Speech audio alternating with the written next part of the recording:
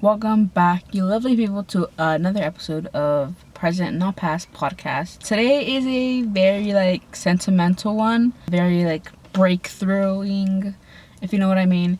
So today is July 2nd, my last day being 19, and to me that's very significant. It's truly the last day of my childhood, my teen years, and for this occasion I have a lot of feelings, something that I just kind of want to get out of my system. I just want to say thank you guys for tuning in. I want to just talk about my childhood, the regrets I have, the good and bad memories, and how I'm gonna use what I've learned for this new chapter of my life, because tomorrow I'm gonna be a full adult. 20, that's crazy. I'm gonna be in my 20s, and after that comes my 30s. So I want to move forward with the things that have meddled with my life and just have a great future ahead of myself. Okay, so I want to start off with some good memories of my childhood. This is easy mentally, but also not, because I feel like I don't have that many good memories. Maybe it's just my trauma blocking out a lot, but I think the bad stuff stands out more than the good, because the bad stuff I think are more significant. They're bigger events, if that makes any sense, and the good things for me are always gonna be the simple small stuff. Some good memories I have are Christmas, going to the movies with my family, simple stuff like that. So some stories I have for Christmas are, one time when I was 7 years old, I went to the mall with my mom and my siblings to go meet Santa Claus and tell him what I wanted for Christmas. When I told Santa Claus I wanted a Barbie house, I didn't tell my mom that what I asked Santa Claus for, because in my head I was thinking it's like a wish. You're not gonna tell anyone what your wish is, or else it's not gonna come true. So I didn't tell anyone, and my parents were going back and forth trying to figure out what I wanted, as Christmas was coming close and they wanted to get me what I wanted. So that day I came home from meeting Santa Claus, there was a big old box under the Christmas tree, and in my heart I just knew that was my Barbie house. And I was just amazed, how the hell did Santa Claus just get here so fast? And in my head I was like, this is confirming Santa Claus is true for sure. And then day comes, I open up the present, and it's a Barbie house. And I just know my parents were so relieved that that's what I wanted, because it was just a wild guess that they had to do. And another one was, when I was smaller, I used to want everything electronic, since I knew Santa Claus had that money. Little did I know Santa Claus was my dad, and he was low-key getting irritated, I guess you could say, about me asking for all this expensive stuff. So he told me, I was 8, that Santa Claus wasn't real, right when I was asking for a laptop and stuff like that. So he kind of just ripped off the band-aid there, but I mean, I can't really blame him. It made me stop asking for really expensive stuff. But one day for Christmas, he did get me an iPod, and I just remember being so happy because I just really wanted an iPod. Oh, another fun memory I have is in elementary school, for the last day of, well, not the last day, but one of the last days of school, we had a little carnival, and there'd be little games, you could get prizes, and sometimes me and my siblings wouldn't get the most prizes, so we would be a bit bummed out. But my mom came in clutch. She would take us to Dollar Tree and let us pick out a few stuff, and I was always so excited for that, always looking forward to that, and it just meant so much to me that my mom would take me over there.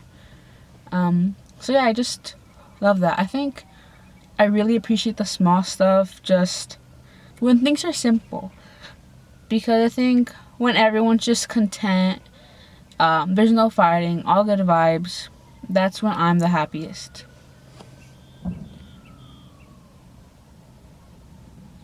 Like also when we have little road trips to like Fresno, I love those mornings because we wake up early, we go get some breakfast, and I think it's all good vibes. Like we get to see the sunrise, the beautiful views.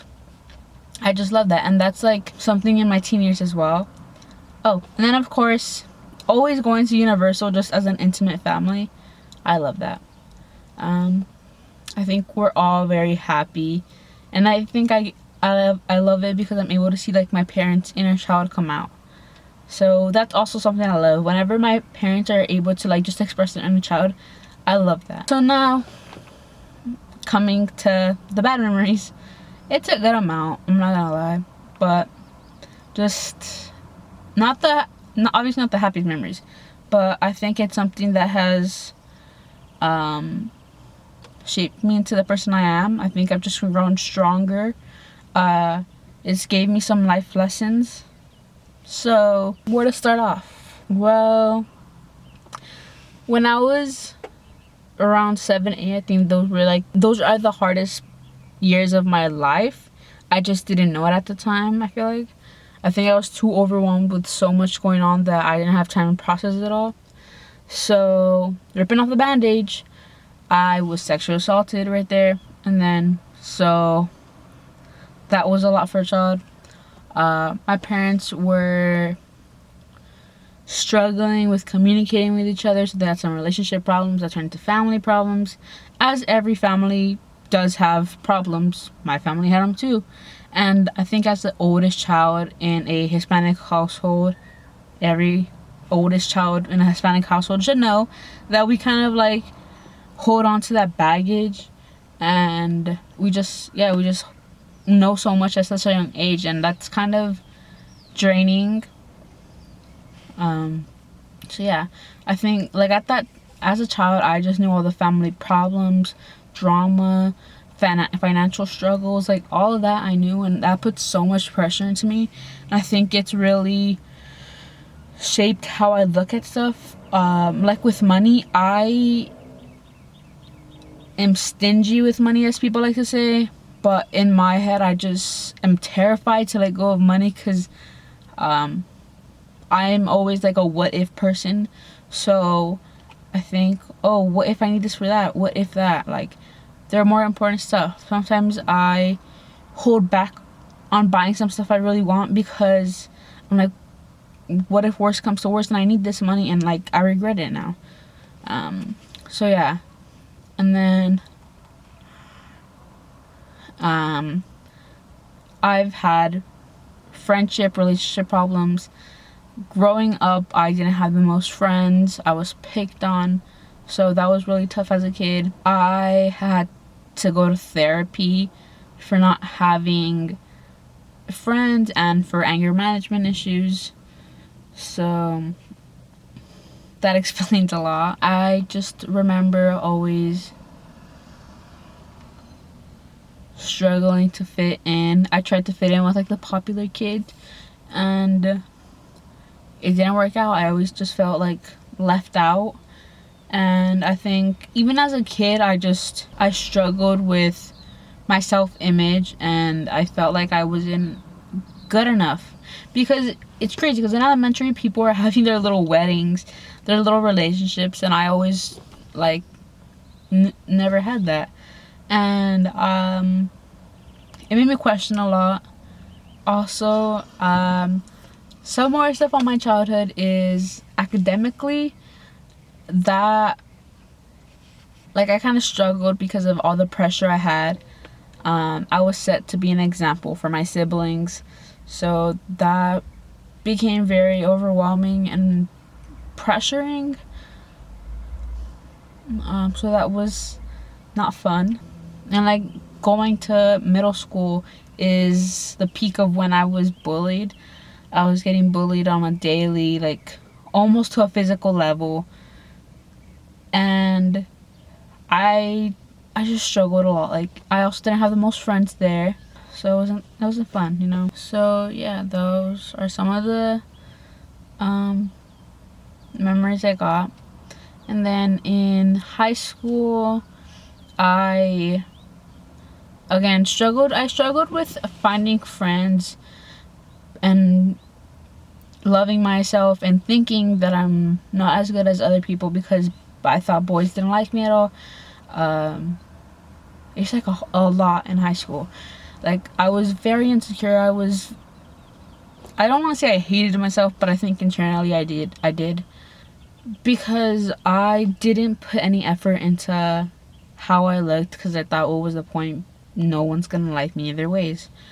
But then I also thought, why would I spend any time on any relationships if they won't work out? And I don't think that was a real reason why I didn't get into relationships. I think it was, again, insecurities. But yeah, I think that's the same thing with friends. I'm a person that bottles up my emotions. I think I just got very closed off. I would rather just stick to being alone because I knew I wouldn't hurt myself, even though I was hurting myself, because I started to get into like EDs and all that. So yeah, those are just like some of the worst memories I got, and I'm just really ready to just like let it go because I have so much regret of not experiencing like those teenage years, not being able to have a high school sweetheart, not being able to be in a relationship, not being able to go to parties and all that. Like, people would sometimes invite me to hang out and I would literally say, oh no, I can't, make up some excuse. And I mean, now I'm trying to just get out of that and get out of my comfort zone. I mean, but like, on a positive note, I've learned from it. I mean, it's kind of late now, but I kind of want to take those regrets and use it as goals. Like, in my 20s, I want to go out more, I want to socialize more, I want to love myself more, all those things. I don't really know how those things shaped my life, but I mean, they made me insecure, but then they made me realize my worth. I think not until the pandemic is when I started being able to dress how I wanted and put any effort into how I look. I mean, it's made me humble for my appearance, definitely. I don't think I would like ever be able to shame anyone because I know how I felt, if that makes any sense. Like, as a fat person, I'm not gonna shame another fat person because I've learned how that makes me feel. And I know I was very insecure, so I used to be internally fat phobic, and that's horrible, but I've learned from it, you know? Well, moving forward, I want to let go of the past. I want to, everything that's made me hurt, I don't want to let it control my life anymore. I don't want it to control my feelings and my day-to-day life. I think getting SA'd, it's been a roller coaster of emotions through this decade. I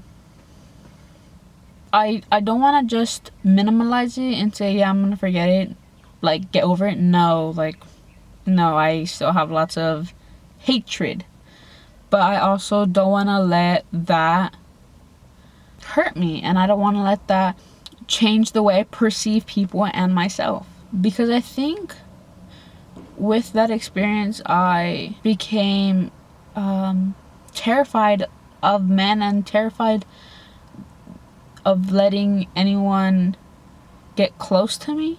I just don't want to be that vulnerable again. I'm excited for the future. I just don't want to hurt as much. I want to become a better person. I want to, move forward with my life, and I'm excited for the future. Like, I'm going to be in my 20s. I'm going to have a great career. I'm going to have a career I love. And knowing that I'm in my 20s means I'm closer to getting my dream job and working in the field I want to. I'm not gonna lie, ever since I've turned 19, like, all I can think about is turning 20 and how that was like my how 19 is my last year of my childhood, teenage years, and it's been terrifying, I'm not gonna lie.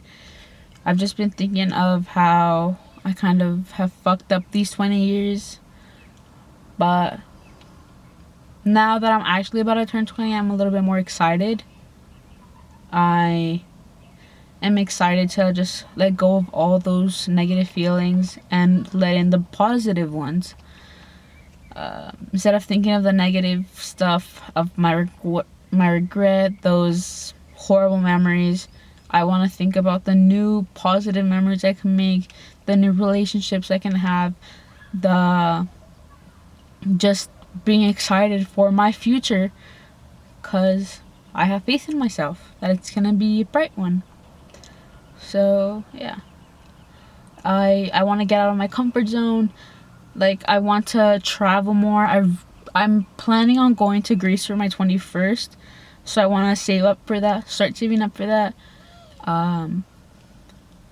Start looking into financial stuff, because as a first generation Latina, I don't know much about that, like investing and stuff like that. So I want to get into that, just to really plan my future, because also this is gonna be the last year of my college as well, and I want to get more involved in my college. Luckily, I'm gonna be able to go to campus for the first time and have a class there, so I'm really just putting myself out there. I want to meet new people. I want to work on myself mentally and physically. Sometimes I get a bit upset with my body and my mental health, but I've really been trying to just put into my head that this isn't like a race. Everything is just progress, and like baby steps are huge. I don't want to do that diet culture. I don't want to track calories.